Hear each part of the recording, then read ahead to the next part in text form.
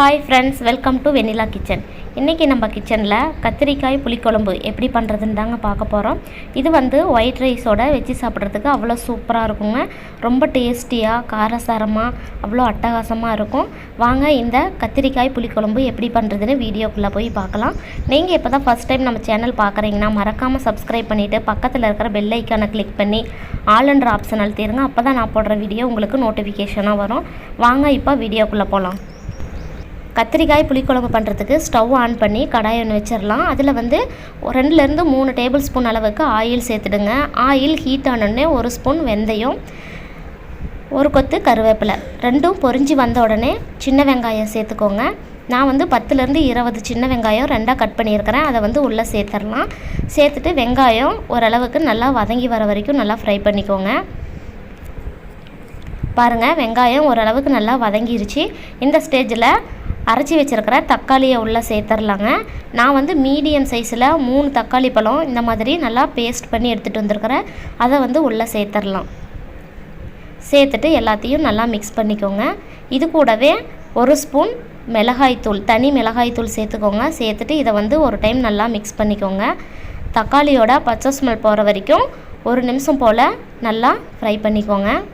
தக்காளியோட பச்சை ஸ்மெல்லாம் போயிருச்சுங்க. இப்போ வந்து நம்ம கட் பண்ணி வச்சுருக்கிற கத்திரிக்காவை உள்ளே சேர்த்துடலாம். நான் வந்து மீடியம் சைஸில் 5 கத்திரிக்காய் எடுத்துருக்குறேங்க. அதை வந்து இந்த மாதிரி நீல வாக்கில் கட் பண்ணியிருக்கிறேன். கட் பண்ணிவிட்டு உள்ளே சேர்த்துடலாம். சேர்த்துட்டு எல்லாத்தையும் ஒரு டைம் நல்லா மிக்ஸ் பண்ணிக்கோங்க. எல்லாத்தையும் நல்லா மிக்ஸ் பண்ணதுக்கப்புறமா இதில் வந்து தேவையான அளவு உப்பு சேர்த்துக்கோங்க. கத்திரிக்காய் வதங்கிறதுக்கு 1லேருந்து 2 நிமிஷம் இது வந்து ஆயிலையே நல்லா வதங்கி வரணும். அது வரைக்கும் நல்லா வதக்கிக்கோங்க. கத்திரிக்காய் பாதி அளவுக்கு நல்லா வெந்துருச்சு. இதில் வந்து குழம்பு மிளகாத்தூள் வந்து 4 ஸ்பூன் சேர்த்துக்கோங்க.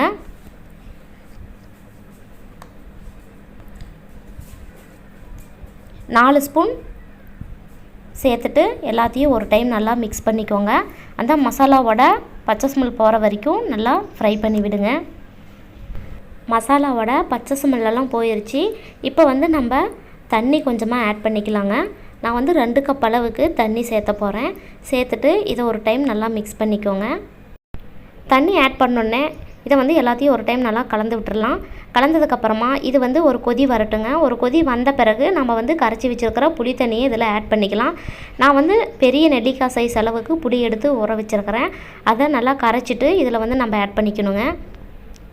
பாருங்கள், இந்த அளவுக்கு குழம்பு நல்லா கொதிச்சு வந்துருச்சு. இந்த ஸ்டேஜில் வந்து நம்ம கரைச்சி வச்சுருக்கிற புளி தண்ணியை இதில் ஆட் பண்ணிக்கலாம். கரைச்சி வச்சா புளி தண்ணியை ஆட் பண்ணிடுங்க. எல்லாத்தையும் நல்லா ஃபில்டர் பண்ணிவிட்டு உள்ளே சேர்த்துடலாம். எல்லாத்தையும் ஒரு டைம் நல்லா கலந்து விட்டுருங்க. லாஸ்ட்டாக உப்பு இருக்கா இல்லையான்னு பார்த்துட்டு, உப்பு இல்லைன்னா கொஞ்சம் போல் சேர்த்துக்கலாம். கொஞ்சம் கம்மியாக இருக்குது. நான் வந்து கொஞ்சமாக உப்பு ஆட் பண்ணிக்கிறேன். ஃபஸ்ட்டு கத்திரிக்காயிலையும் நம்ம உப்பு ஆட் பண்ணியிருக்கிறோம் இல்லைங்களா, அதனால் பார்த்துட்டு சேர்த்துக்கோங்க. சேர்த்துட்டு எல்லாத்தையும் ஒரு டைம் நல்லா கலந்துட்டு ஒரு மூடி போட்டு மூடி வச்சுருங்க. 5 மினிட்ஸ் கிட்ட நல்லா ஆயிலெல்லாம் திரிஞ்சு மேலே வர வரைக்கும் இதை வந்து லோ ஃப்ளேமில் வச்சுட்டு நம்ம குக் பண்ணிக்கலாம். மூடி போட்டு மூடி வச்சுருங்க. 5 மினிட்ஸ் கிட்ட இது வந்து நல்லா வெந்து வரட்டும். ஆயிலெல்லாம் திரிஞ்சு மேலே வரணும். அது வரைக்கும் ஒரு 5 மினிட்ஸ் இருக்கட்டும். 5 மினிட்ஸ் போல் ஆயிடுச்சு.